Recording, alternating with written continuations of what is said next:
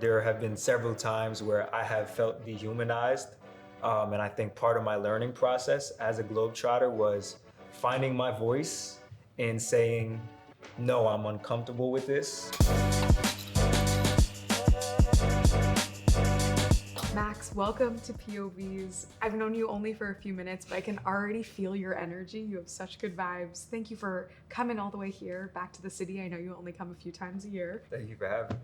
Well, I'm excited to dive into all the things and the experiences and the stories that have made you the person you are today. Every time I have a conversation here on POVz, I like to start with somewhat of an interesting question to help start the conversation off on something below the surface. So, Okay, you ready? I'm ready. Okay, Max, if something happens that is explicitly racist, do you think that's forgivable? I think it can be forgivable. The process to achieve that forgiveness would have to be that person proving that they've learned and changed that bias and that behavior. Once that's proven, then that's when forgiveness can be achieved. Where does your perspective on that particular topic come from? My perspective has kind of derived from my experience within the last 2 to 3 years specifically. Racism has always been such an issue, especially here in the US. Since 2020, it's definitely been heightened as far as the awareness and the amount of people speaking out. My frustration was always,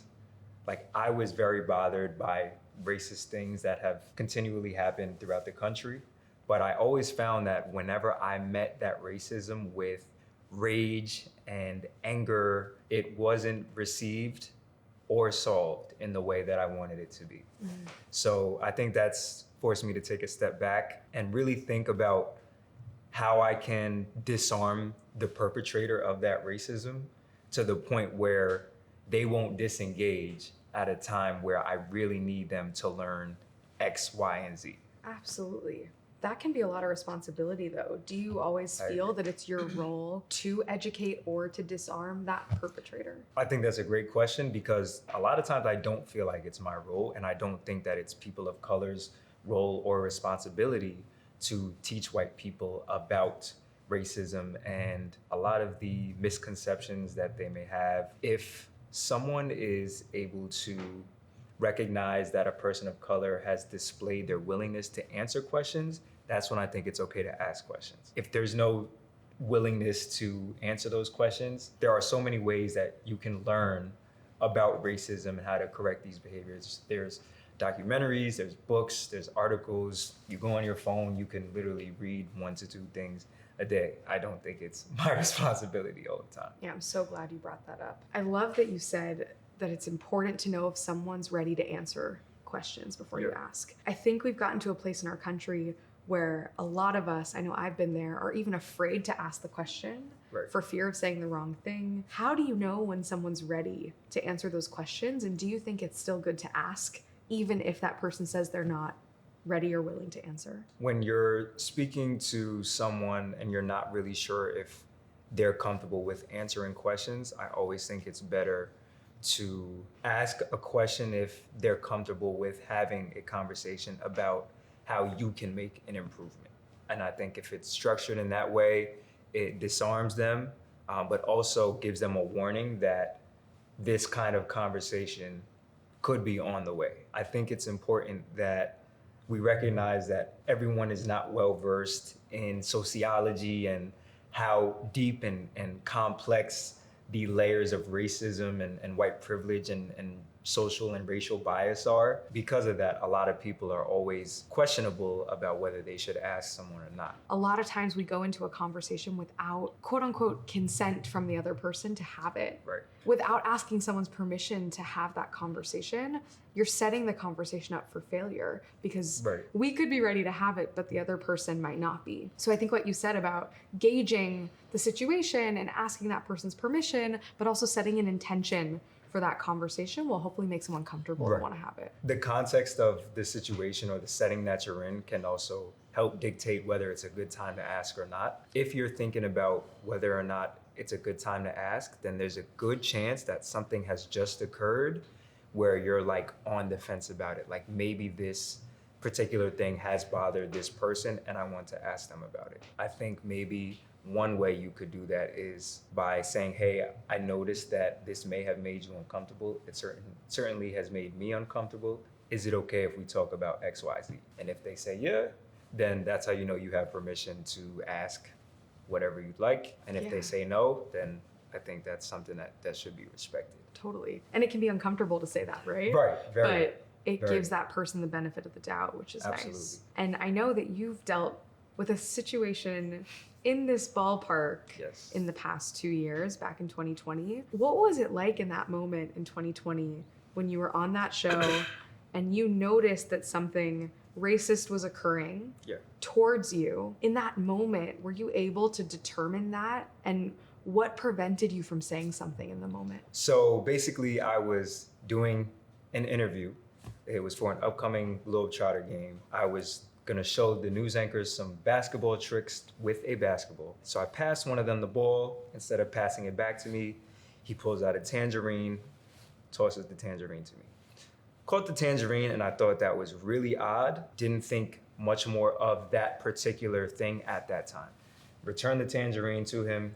He gave it to someone else who was behind the camera. That person then threw the tangerine again, maybe 10, 12 seconds later. And then 20 seconds after that, a banana was thrown from behind the camera.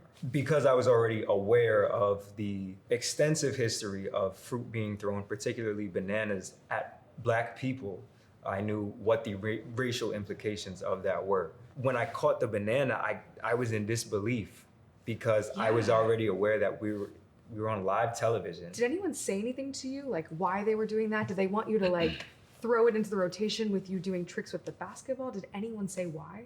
Nope. I remember being so frustrated that I took my mic off and left with the escort immediately because I didn't know how to respond. Wow. Naturally, I'm a very reserved person. I'm certainly not impulsive. If it bothers me to the point where it's out of my control, my natural instinct is to just kind of be within myself and shut down versus lashing out. I was able to get a video of that specific occurrence and I kept it with me for maybe a month or so, and then I decided, okay, I need to say something. Did you talk to anyone about it? So I spoke to the Globetrotters. We reached out as a group to this particular station, and the station suggested that I call them to receive an apology. How did you feel when you heard that? I thought that was completely wrong. If I offend you, then the onus is on me to apologize to you. I should be making an effort to contact you to let you know that I'm sorry for the way that I made you feel. Versus, I offended you. I am now aware that I offended you, but if you want me to apologize, you're gonna have to come step to me about it. So did you call? In February, I did not call because I thought that I was able to sweep it under the rug, and I didn't want to ruffle any feathers surrounding my job. So I think from the time of February all the way up until, I would say, late May, early June, I had seen Breonna Taylor, Ahmaud Arbery, and a bunch of different scenarios to the point where I felt guilty for not resolving this situation in a way that I felt was appropriate. So I decided to revisit it. I tried to get to a point where we could have a discussion on air, me and the anchors who threw the fruit, about why this is offensive, the history behind it. They didn't present a real opportunity for me to do that. So I ended up having to speak to the news director as opposed to the people who actually threw the fruit. Once it was aired, they omitted all of the parts where I explained that, like, why this is offensive, the history behind it, even much of the context of what happened.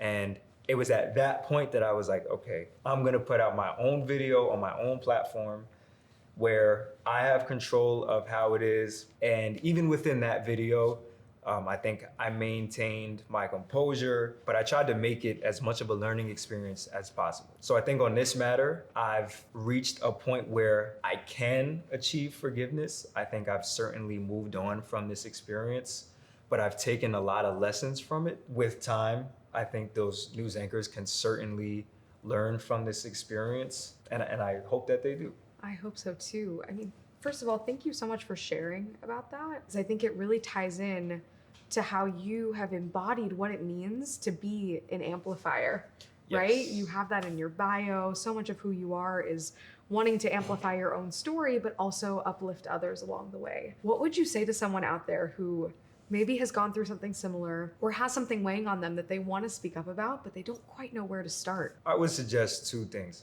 One, I would tell them to think about the people in a position without a platform who have the same thing to say that you do, but they know that it's not going to fall on a lot of ears.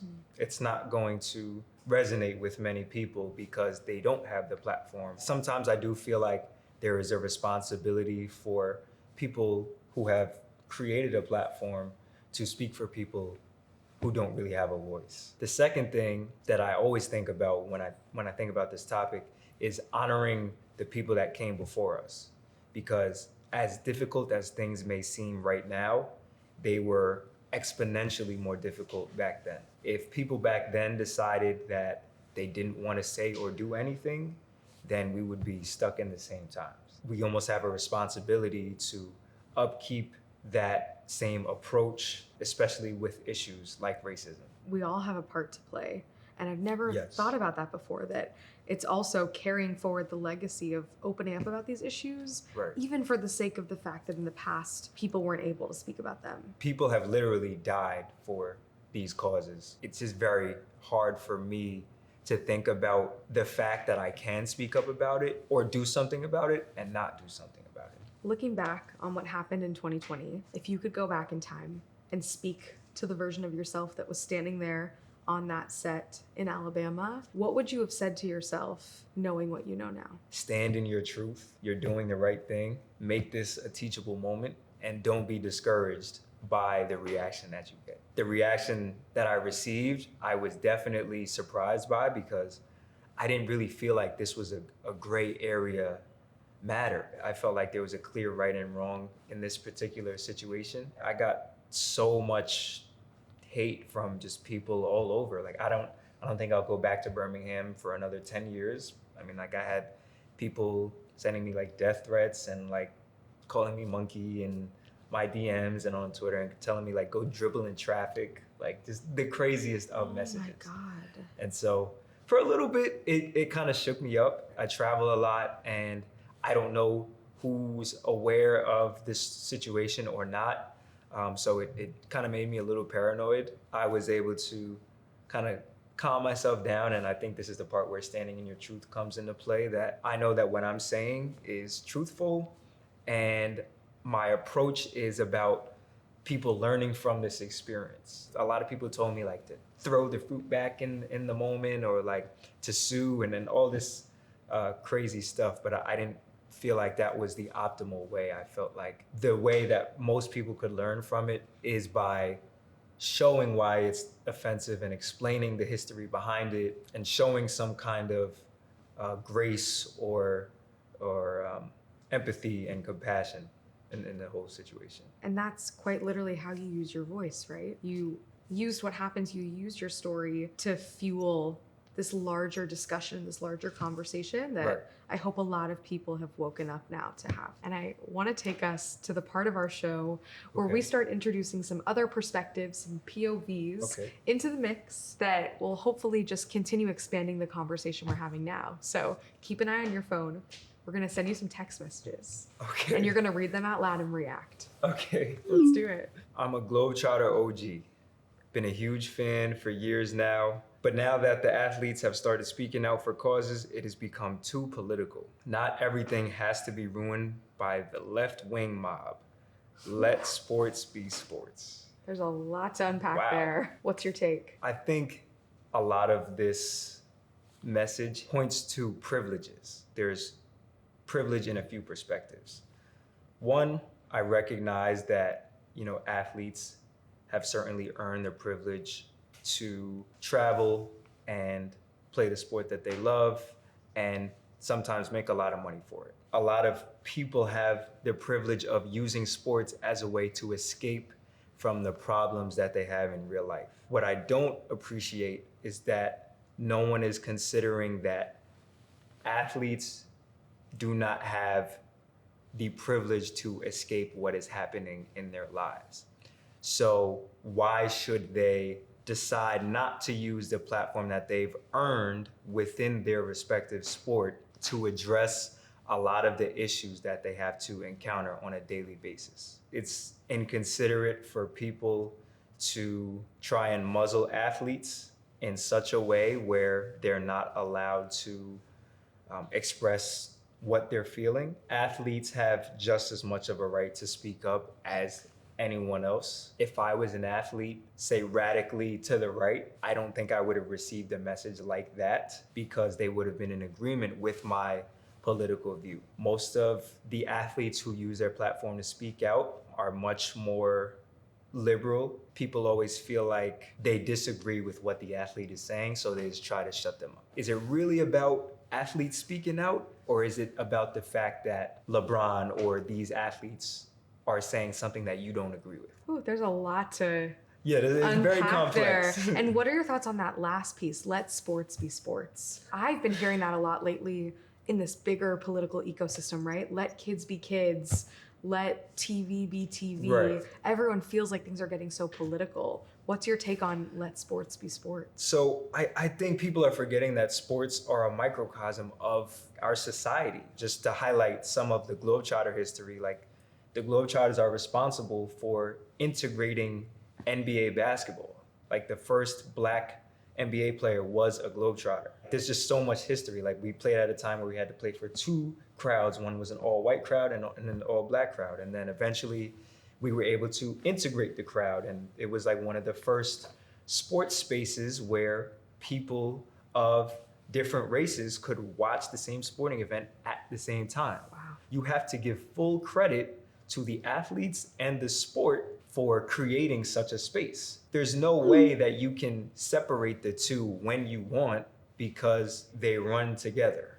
Much of what happens politically affects the sports world and vice versa. That's a perspective that I know a lot of people need to hear. Yeah. I didn't even know a lot of those things you brought up. There is so much history that it's hard to disassociate Right. between sports and the real world. They're Right. so interwoven. So thank you for bringing that up. Okay, I definitely experienced a microaggression at school the other day when someone made a comment about my hair. I didn't know what to say, so I stayed silent.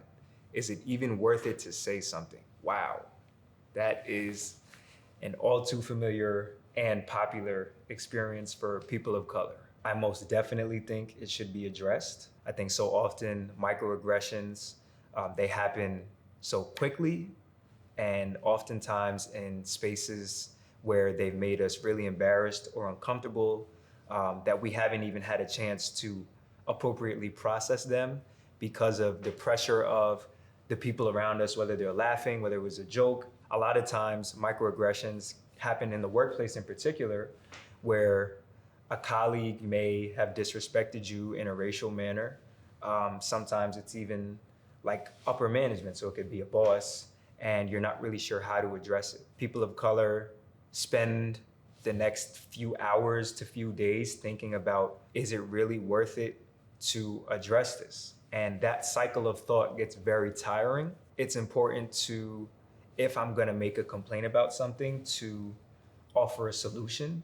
So I want to encourage anyone who is dealing with a microaggression to take as much time as you need to think about what has happened, how it's made you feel, and then think about the most effective way for you to address it. It's a vicious cycle because they happen so often. It's very emotionally and mentally taxing if you want to address it every single time that it happens. But at the very baseline, you still think it's most important to speak up and say something. Absolutely. It's entirely up to the person who has been offended. It will definitely provide you some closure and redemption when you address those things. Leaving them unchecked is only going to perpetuate that issue and make it X amount more difficult for you and the people after you who come in your position. I'm really glad you brought that up. Being a performer of any kind, actor, athlete, singer, dancer, musician, inherently means that you are on display.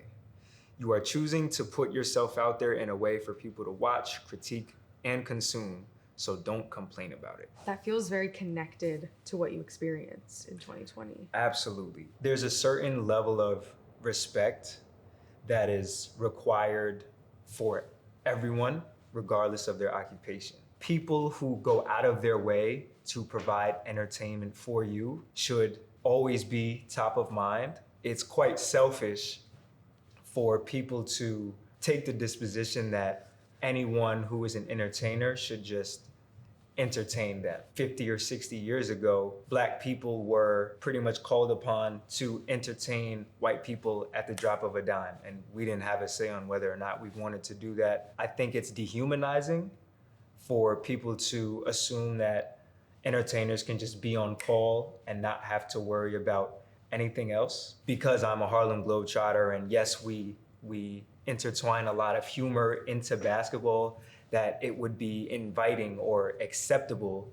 to just start throwing fruit, particularly a banana, at me. I never think that that is welcome or okay. And do you ever feel dehumanized as a Globetrotter? Absolutely. There have been several times where I have felt dehumanized, and I think part of my learning process as a Globetrotter was finding my voice and saying, no, I'm uncomfortable with this, and I'm not going to do this at your beck and call. If I walk into a room in a Globetrotter uniform, oftentimes there's no greeting, there's no regular conversation. It's show me something or entertain me. That is definitely a bothersome dynamic to me. Now that you are this public figure doing these huge things in the world, it's amazing that you're starting these conversations. Okay, Max, drop a hot take. What do you got? Everybody needs therapy. Especially generationally, there's quite a gap in the perception of what therapy is and what it can do for you. Like my parents' generation, and just observing that entire generation, they're very figure it out by yourself, handle it. Therapy is for weak people. We're not equipped with the knowledge and the methods to deal with the complexities of what's happening in the world. For example, for men, like I hate the phrase be a man because it encompasses a lot of what that older generation talks about, where it's like, you don't need therapy, like suck it up. Like you're not strong if you decide that you need some kind of help or some kind of space to properly unpack what's happening. That is a take that I agree maybe not be as hot because I agree with it. But I think you're right. There are a lot of people out there that probably don't seek help still because we're still in that cycle. And a lot of it is generational. Yeah, I believe everyone should see a therapist. Yeah. But there's so much to that too, right? Therapy is so inaccessible. It's so expensive. Yes. Even as we see telehealth and these virtual therapy companies popping up, it still hasn't democratized therapy for all. So how do you think we can get there where people can find the help they need? Strangely, I think it's gonna come from an overflow of people saying that they really need it. It's gonna put such pressure on that market of therapists or the gatekeepers who allow therapists to have their practices. I think it's gonna increase the demand for people to get into that professional space. But I also feel like it comes from conversations like this where other people can view it and it can be even more normalized that like this is something that everybody needs, like going to the doctor. Like you go to the doctor to be sure that like your physical being is healthy, so why wouldn't you go for your mental being? Absolutely. Yeah, I hope that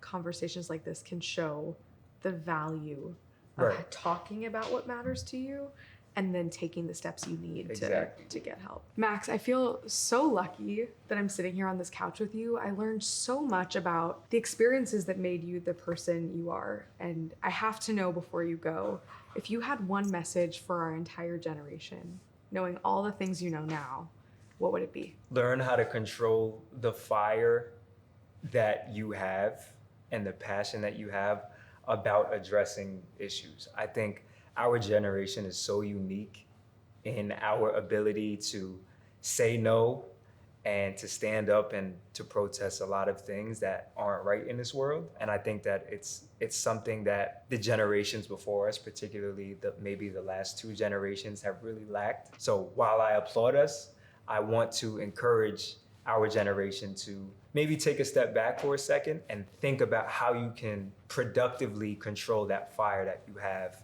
to use it in an even more efficient way. I love that. I've never thought about that because you're right. Gen Z holds the fire. We are so passionate. Yes. I mean, we're being coined as the activist generation, and we want to be there on the front lines advocating for what we believe in.